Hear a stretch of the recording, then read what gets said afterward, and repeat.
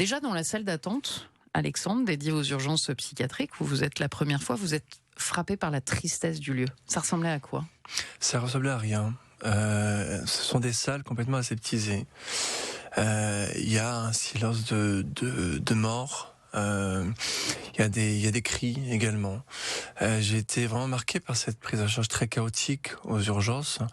Il y avait une jeune femme qui était malvoyante, qui était allongée sur un brancard, et le psychiatre de garde cette nuit-là a fait preuve d'une arrogance pas possible, et il lui a demandé à un moment de venir. Il lui a dit: bon allez madame, maintenant vous venez.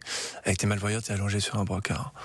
Donc il y a un problème de la prise en charge aux urgences déjà. Après les urgences, l'internement. Est-ce qu'on parle d'ailleurs d'internement encore? On parle plutôt d'hospitalisation en psychiatrie aujourd'hui. Et à quoi ressemblaient vos journées? C'est la même chose en fait. Les journées en fait sont rythmées par les médicaments. Il n'y a pas d'activité, il y a plus d'activité. Je discute à la fin de l'ouvrage, je fais intervenir Martine Dutoit d'une association qui m'explique que son association a arrêté d'intervenir en hôpital psychiatrique parce que les patients sont défoncés aux médicaments, qu'ils ne peuvent même plus agir, ils ne peuvent même plus écouter ou assister à ces activités. Donc en fait, une journée en hôpital psychiatrique, c'est l'ennui absolu.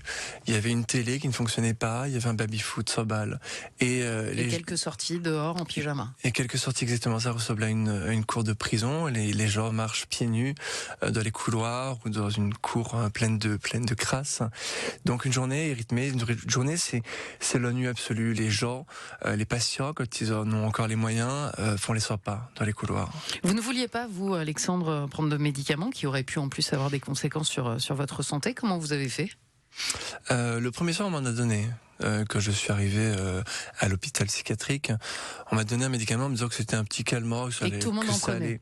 Oui, on m'a dit ça va vous aider à dormir, tout le monde en prend ici. C'était du tertian, c'est un lourd psychotrope, donc dont les effets secondaires sont extrêmement lourds, et on avait omis de me prévenir que ces effets étaient très lourds, et c'est ce que j'ai vu en fait. Et très rapidement, initialement évidemment, je voulais me mettre dans la peau d'un malade, je voulais prendre les traitements, mais quand j'ai vu les effets qu'il y avait sur les individus, je me suis dit que c'était trop risqué pour moi.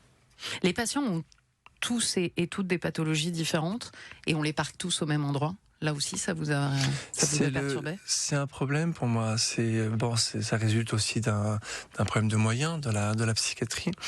Ça m'a choqué parce que mettre ensemble, disons enfermer ensemble des gens avec des pathologies différentes, avec des schizophrènes, ce qui m'a choqué, c'est qu'il y avait une jeune autiste qui était enfermée en hôpital psychiatrique, et qui était en fait à la merci de certaines personnes. Il y avait un repris de justice, quelqu'un que je pensais assez dangereux, et je pense qu'il y a eu des soupçons de viol sur elle, et les infirmiers m'expliquer bon, c'est pas grave, elle fait ça toutes les semaines, et pour moi une autiste n'a rien à faire en hôpital psychiatrique.